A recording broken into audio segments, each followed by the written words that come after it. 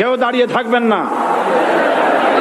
আমি দেখতে পাচ্ছি বাংলাদেশের ভাগ্য আকাশে উত্তর গগনে কালো মেঘ জমা হয়েছে, ঝড়ের পূর্বাভাস লক্ষ্য করছি।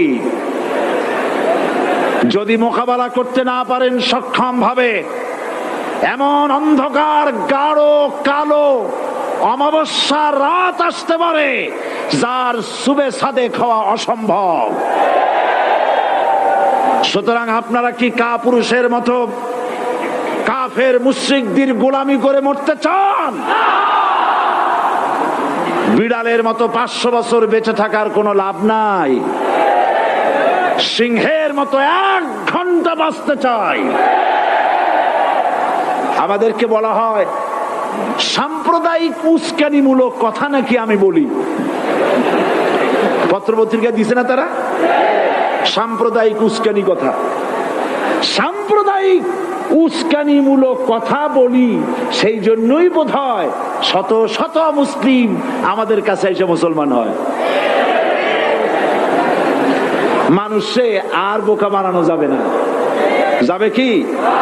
আর বোকা বানানো যাবে? তারপর বলছে কি? এরপরে বলছে, আমাকে বলছে রাজাকার। শুনে রাখো চট্টগ্রামের লক্ষ লক্ষ জনতা, পার্লামেন্টে যখন আমাকে এই কথা বলা হয়েছিল, আমার পার্লামেন্টের কলিগ জাফরুল্লাহ চৌধুরী সাহেব বসে আছেন এখানে, জাফরুল ইসলাম চৌধুরী বসে আছেন পাশে, প্রধানমন্ত্রী সুদ্ধা, অন্তত 3 শতাধিক পার্লামেন্টের সম্মানিত সদস্যরা সেদিন বসা। 1997 সনের বাজেট বক্তৃতা যখন আমি করতেছিলাম, ডক্টর কুদরতে খোদা, নাম রাখছে কুদরতে খোদা, আসলে গজবে খোদা। এই লোকটি নাস্তিক, ইসলামের চূড়ান্ত দুশমন। তার প্রণীত শিক্ষা ব্যবস্থার যখন সমালোচনা করছিলাম, ট্রেজারি বেঞ্চ থেকে আমাকে বলা হলো রাজাকার। আমি আমার সমস্ত শক্তি একত্রিত করে বলেছিলাম, শুধুমাত্র হিন্দুস্তানের রাজাকারেরাই আমাকে রাজাকার বলতে পারে। আমি বলেছিলাম 1973 সন পর্যন্ত আমি বাংলাদেশের কোন রাজনৈতিক দলের নেতা এবং কর্মী ছিলাম না। আমি রাজাকার নই।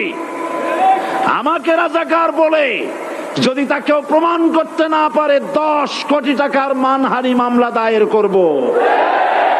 আমার এই বক্তব্য সারা দুনিয়া শুনেছে।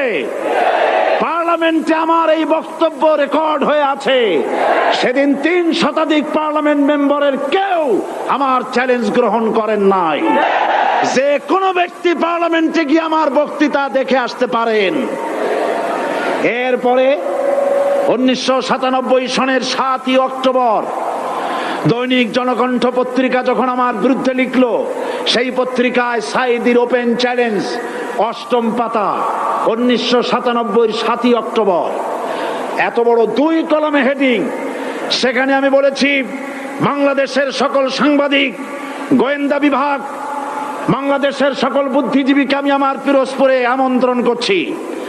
আমার উপস্থিতিতে যদি কেউ প্রমাণ করতে পারে বাংলাদেশের স্বাধীনতা যুদ্ধের বিরুদ্ধে আমার কোনো ভূমিকা ছিল, সজ্ঞানে স্বেচ্ছায় জাতীয় সংসদের সদস্য পদ থেকে পদত্যাগ করব।